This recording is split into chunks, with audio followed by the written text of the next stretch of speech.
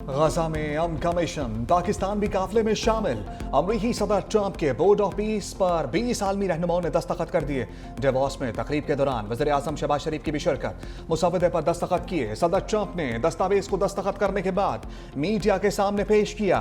Bahrain और मराकश के रहनुमा भी हमरा। अमरीकी सदर ने कहा 59 ममालिक मशरिक़ वस्ता में अमन की कोशिशों में शामिल हैं। कई आलमी रहनुमा इस फोरम का हिस्सा बनने में दिलचस्पी रखते हैं। मजीद बोले, हमास ने जंग बंदी पर गैर मुसल्लह होने का वादा किया। हमास गैर मुसल्लह ना हुआ तो तबाह कर देंगे। हमने बहुत से नामुमकिन काम किए। हमने मशरिक़ वस्ता में अमन के लिए कोशिशें की। गजा बोर्ड ऑफ पीस में शमूलियत पर तमाम ममालिक का शुक्रगुजार हूँ। अमरीकी सदर का एक बार फिर पाक भारत जंग रुकवाने का जिक्र।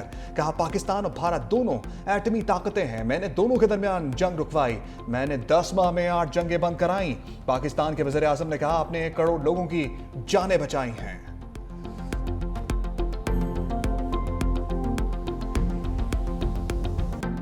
ट्रंप का वज़ीर आज़म से मुलाकात में फील्ड मार्शल सैयद आसिम मुनीर की तरफ इशारा। अमरीकी सदर और शहबाज शरीफ की मुलाकात में मुस्कुराहटों का तबादला। अमरीकी सदर का फील्ड मार्शल की तरफ इशारा करते मुस्कुराहट के साथ खैर मकदम। वज़ीर आज़म शहबाज शरीफ की ट्रंप से चार्टर पर दस्तखत के दौरान मुलाकात। कुछ देर तक सरगोशियों का तबादला। वज़ीर आज़म और फील्ड मार्शल डेवॉस में आलमी रहनुमाओं की तवज्जो का मरकज बने रहे। दोनों रहनुमा अज़रबैजान के सदर इल्हाम एलियोव से मिले। अमेरिका के वज़ीर ख़ारिजा मार्को रूबियो और सऊदी वज़ीर ख़ारिजा फैसल बिन फरहान से मुलाकातें। फोरम में शरीक दीगर रहनुमाओं से गैर रस्मी मुलाकातों के दौरान गर्मजोशी का तबादला।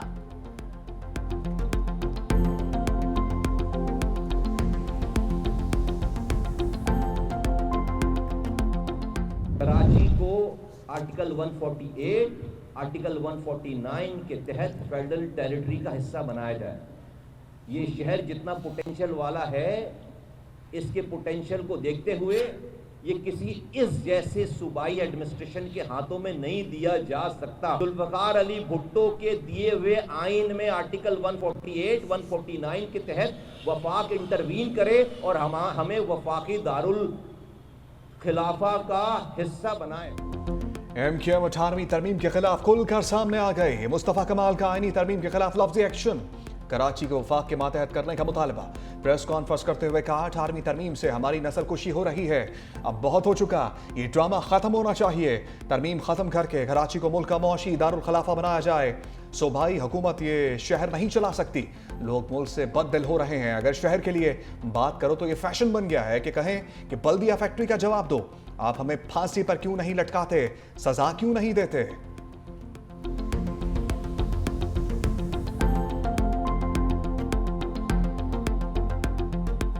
आज एक साहब की मैं प्रेस कॉन्फ्रेंस सुन रहा था कि जी 18वीं तरमीम ख़राब है और कराची को वफाक के हवाले कर दिया जाए। लेकिन ये वो लोग बात कर रहे हैं जिन लोगों ने हाथ से इस तरह के इंसिडेंट किए हैं। वो जमातें बात कर रही हैं जिन्होंने हाथ से जिंदा लोगों को भत्ते के चक्कर में जलाया भी है। आप बैठकर पीपुल्स पार्टी पे संगीन इल्ज़ाम लगाते रहेंगे। मैं आपका जवाब आपकी ज़ुबान ही आज आपको दिखाऊंगा। बल्दिया फैक्ट्री को आग लगाई गई, मासूम लोगों की जानें ली गई भत्ते के चक्कर में। इंसानों का शिकार खेला गया 12 मई को। अपने हथियारों से कीमती जानें ली, मासूम लोगों की जानें ली। आपके मुंह से इस तरह की बातें अच्छी नहीं लगती। शर्जील नामेमन का 18वीं तरमीम पर मुस्तफ़ा कमाल को सख्त जवाब। पूछा, क्या कराची को वफाक के मातहत देने से सानेहात रुक जाएंगे? समझ से बाहर है ख्वाजा आसिफ और मुस्तफ़ा कमाल का मकसद क्या है। इल्ज़ाम तराशी करने वालों को मुंह तोड़ जवाब दे सकते हैं। हम ट्रैप में नहीं आएंगे। नाम नेहाद हेल्थ मिनिस्टर अभी तक जाय वकुआ पर नहीं पहुंचा, न फोन किया। बोल्टन मार्केट को आग लगाने वाले सानहे गुल प्लाजा पर सियासत कर रहे हैं। बल्दिया फैक्ट्री को भत्ते के लिए आग लगाई गई। 12 मई को इंसानों का शिकार किया गया। चुन चुन कर लोगों को मारा गया। लाशें गिराने वालों को माजी में इंसानियत याद नहीं आई थी। सानहे गुल प्लाजा की इंक्वायरी रिपोर्ट पर एक्शन लेंगे। हुकूमत मुतासरीन को तनहा नहीं छोड़ेगी। जामबक अफराद के लवाहिकीन को 1-1 करोड़ रुपए दिए जाएंगे। किसी भी कीमती जान की कोई कीमत नहीं हो सकती। मुतासरा ताजिरों को अपने पैरों पर खड़ा करेंगे।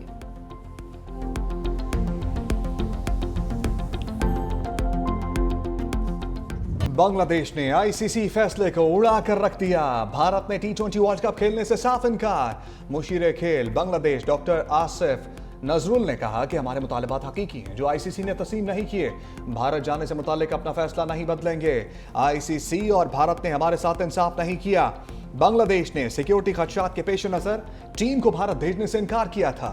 भारत ने मोदी सरकार के कहने पर मुस्तफिजुर रहमान को आईपीएल से निकाला था। आईसीसी ने गुज़श्ता रोज बांग्लादेश की भारत न जाने की दरखास्त मुस्तरद की थी।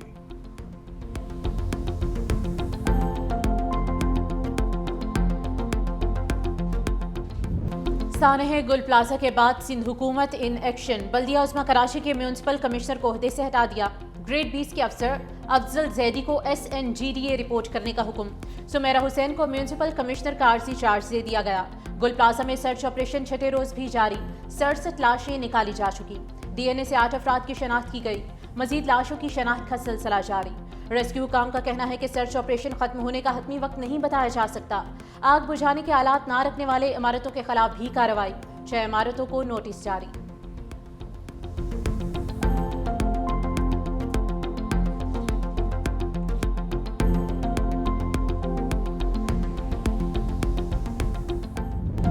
सानह गुल प्लाजा लापता फैसल के वरिसा की आंखों में इंतजार बस गया।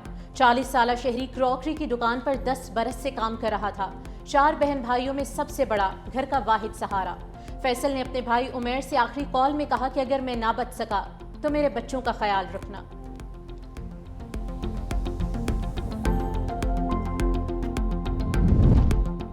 इब्रार कस्टमर को बचाने दोबारा दुकान पर गया, लौट कर ना आया। सानह गुल प्लाजा में 18 साला इब्रार अकरम भी लापता। 7 बहन भाइयों में 30वें नंबर पर भाइयों बिलाल और शहरियार के साथ इसी दुकान में नौकरी करता था। आग के दौरान शहरियार ने 30वीं मंजिल से छलांग लगाकर जान बचाई। इब्रार कस्टमर को बचाने के लिए दोबारा दुकान के अंदर चला गया था।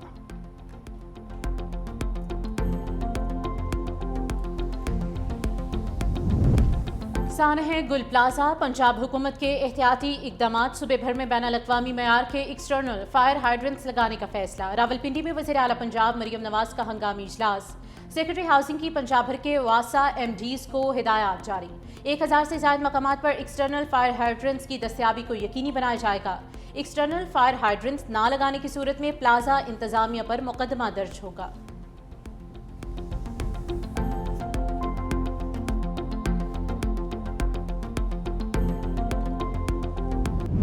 इंतजार की घड़ियां खत्म, बादलों की इनिंग्स का आगाज। कराची के मुख्तलिफ इलाकों में तेज हवाओं के साथ बारिश। सरजानी और अतराफ में तेज बारिश। गुलशन मेमार, एहसनाबाद, जामियतुर रशीद और मुल्हिका इलाके में बारिश। केमाड़ी, शारा फैसल और सदर में बूंदाबांदी। इस्लामाबाद में बारिश की एंट्री, कहीं हल्की तो कहीं मूसलाधार बारिश से मौसम मजीद सर्द हो गया। लाहौर के मुख्तलिफ इलाकों में तेज बारिश से खूनकी बढ़ गई। भक्कर, रहीम यार खान, सादिकाबाद, लिया में कहीं हल्की तो कहीं तेज बारिश। अंदरून सिंध में तेज हवाओं के साथ बारिश से मौसम ठंडा ठार। नवाब शाह, जैकबाबाद, कोटकी और सेवन शरीफ में बादल बरसे।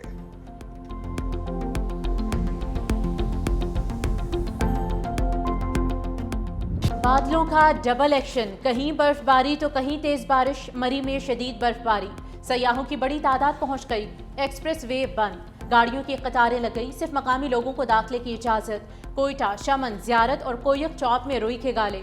कोयटा चमन और कोयटा कराची शाहराहें बर्फ से ढक गईं। दुखी, जियारत, पेशेन, किला सैफुल्ला और किला अब्दुल्ला में बर्फबारी। संजारी में बादल बरसे। पहाड़ी इलाकों में बर्फबारी। सीबी बोला और कोहलों में झड़ी लग गई। खैबर, लकी मरवत में तेज हवाओं के साथ बादलों की इनिंग्स। शुमाली वजीरिस्तान में बारिश के साथ बर्फबारी। लोअर और अपर दीर में भी पहाड़ी इलाकों में बर्फबारी का सिलसिला जारी।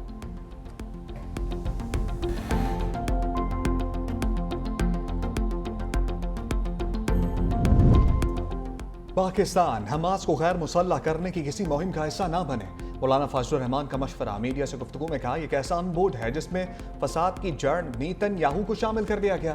पाकिस्तान को हमास और फलस्तीनियों के मौक़िफ़ को देखना चाहिए। अमरीका, इराक, अफगानिस्तान, लीबिया के बाद फलस्तीन को खंडर बना चुका है। कायदे आज़म ने इसराइल को नाजायज़ बच्चा करार दिया था।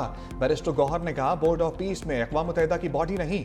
वज़ीर आज़म ने फलस्तीन के लिए बोर्ड ऑफ पीस को बगैर मशवरे के खुशाइन करार दिया। हुकूमत ने ईवान को नज़रअंदाज कर दिया। इस मामले पर पहले ईवान में करारदाद लाना ज़रूरी है। बोर्ड ऑफ पीस को ज्वाइन करने की शराइत बताएं कि आप हमास को गैर मुसल्लह करने के लिए किरदार अदा करेंगे।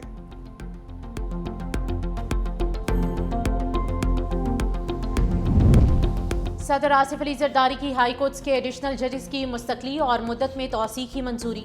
सिंध हाई कोर्ट के 10 एडिशनल जजेस की मुस्तकिल तैनाती, 2 की मुद्दत में 6 माह की तौसीक। लाहौर हाई कोर्ट के 11 एडिशनल जजेस कंफर्म, 1 की मुद्दत में तौसीक की गई। पेशावर हाई कोर्ट के 6 एडिशनल जजेस कंफर्म, 4 जजेस की मुद्दत में 6 माह की तौसीक का हुक्मनामा जारी।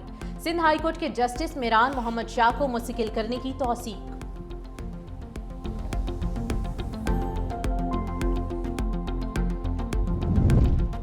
पार्लियामेंट का मुश्तरका इजलास कल तरफ। इजलास में अहम कानून साजी होने का इम्कान। इजलास में 18 निजी 11 हुकूमती बिल मंजूरी के लिए पेश करने पर गौर। 24 बिल सदर की जानिब से वापस मुश्तरका पार्लियामेंट को भेजे गए। 5 बिल एक ऐवान से मंजूर हुए, दूसरे ऐवान से मंजूर नहीं हो सके। इनमें जर्नलिस्ट प्रोटेक्शन, डोमेस्टिक वायलेंस, कौमी कमीशन बराए इंसानी हकूक में तरमीम का बिल भी शामिल है।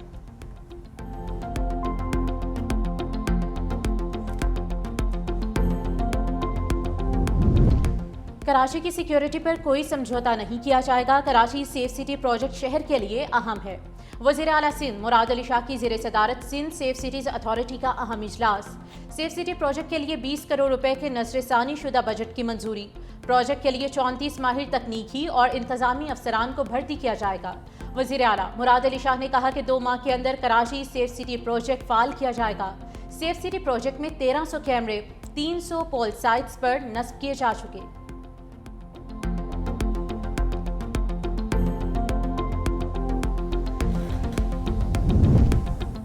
वज़ीर आला पंजाब मरियम नवाज ने ग्रीन पॉलिसिंग यूनिट का इफ्तिताह कर दिया। इलेक्ट्रिक पेट्रोलिंग गाड़ी का मुआयना किया, खुद ड्राइव भी की। माहौल दोस्त इलेक्ट्रिक गाड़ी की रेंज 410 किलोमीटर फी चार्ज है। इलेक्ट्रिक गाड़ी 30 से 80% तक 30 मिनट में तेजी से चार्ज हो जाती है। कहा इलेक्ट्रिक गाड़ियों का इस्तेमाल ईंधन के अखराजात में कमी और जीरो कार्बन अखराज का बायस बनेगा।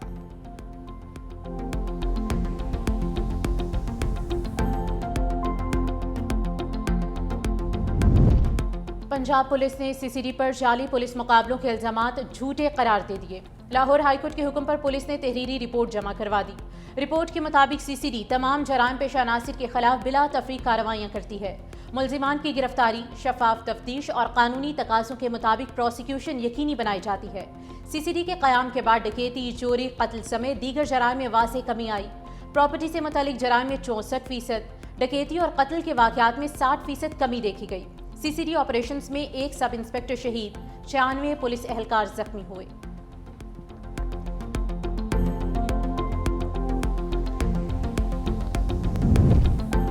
ट्रैफिक पुलिस कराची का ट्रैकर नस्ब न करने वाली हैवी गाड़ियों पर 1 लाख रुपए जुर्माना आयद करने का फैसला। स्मार्टफोन्स के जरिए भी टिकटिंग तजर्बाती बुनियादों पर शुरू करने का फैसला। ट्रैफिक पुलिस कराची से तबादलों पर दोबारा पाबंदी आयद कर दी जाएगी। गैर नंबर प्लेट चलने वाली गाड़ियों के खिलाफ भी भरपूर क्रैकडाउन का फैसला। आईजी सिंध जावेद आलम ओढो ने कहा ब्लैकलिस्ट की गई 12,000 गाड़ियों के खिलाफ भी कार्रवाई की जाएगी।